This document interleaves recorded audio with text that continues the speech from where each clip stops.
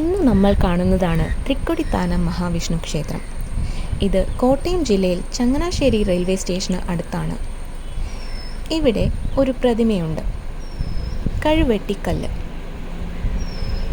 പിന്നെ നമുക്ക് അമ്പലക്കുളവും കാണാം.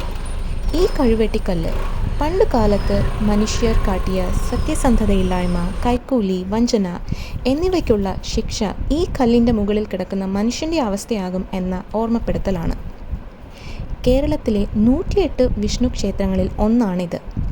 പഞ്ചപാണ്ഡവന്മാർ നിർമ്മിച്ച 5 ക്ഷേത്രങ്ങളിൽ ഒന്നാണെന്നും പറയപ്പെടുന്നു. കൂടാതെ അത്തം നക്ഷത്രക്കാർ വന്നു തൊഴേണ്ട അമ്പലമാണ് ഇതെന്നും പറയുന്നു. കയറി വരുമ്പോൾ മനോഹരമായ ഒരു കവാടമാണ്. ഇവിടെ 2 പ്രധാന മൂർത്തികളുണ്ട്, മഹാവിഷ്ണു, പിന്നെ നരസിംഹമൂർത്തി. 2 കൊടിമരങ്ങളും ഉണ്ട്. അതുകൊണ്ട് തന്നെ 2 നടയിലും അർച്ചന ചെയ്യേണ്ടതാണ്. പണ്ട് ചെമ്പകശ്ശേരി ഭരണാധികാരി ഈ അമ്പലം അടഞ്ഞുകിടന്നപ്പോൾ ഉടനെ തുറക്കണം എന്ന് അവിടുത്തെ പരിചാരകനോട് ആവശ്യപ്പെട്ടു. അയാൾക്ക് കൈക്കൂലിയും കൊടുത്തു.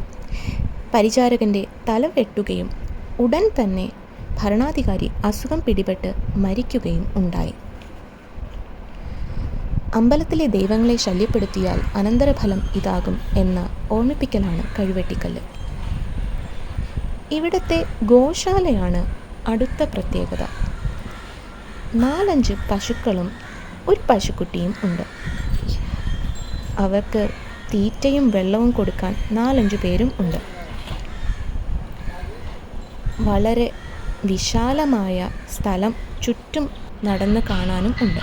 അങ്ങനെ ചുറ്റി വരുമ്പോഴാണ് അടുത്ത ഓഡിറ്റോറിയത്തിൽ കൊച്ചുകുട്ടികൾ എന്തോ പരിശീലിക്കുന്നതിൻ്റെ ശബ്ദം കേൾക്കുന്നത്.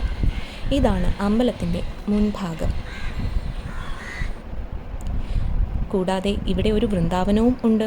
അവിടുത്തെ പൂക്കൾ പറിക്കരുതെന്ന് പ്രത്യേകം എഴുതി വച്ചിട്ടുണ്ട്. മാത്രമല്ല കണ്ണൻ്റെയും രാധയുടെയും ഒരു കറുത്ത പ്രതിമയും ഉണ്ട് ഇവിടെ. ഇത്രയുമാണ് ഇവിടുത്തെ വിശേഷങ്ങൾ.